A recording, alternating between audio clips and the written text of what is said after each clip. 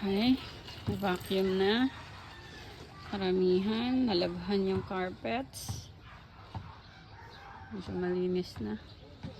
So, kayo makakahanap ng matinong car wash. Pagod maglinis konti na lang yung sahig. Hindi pa. Pagod din mag-vacuum. Okay.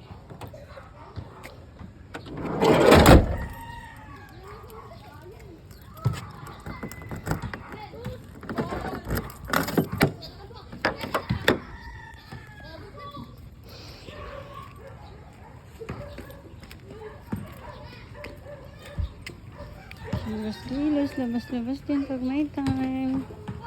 Para hindi masyadong lumaki ng todo yung tiyan.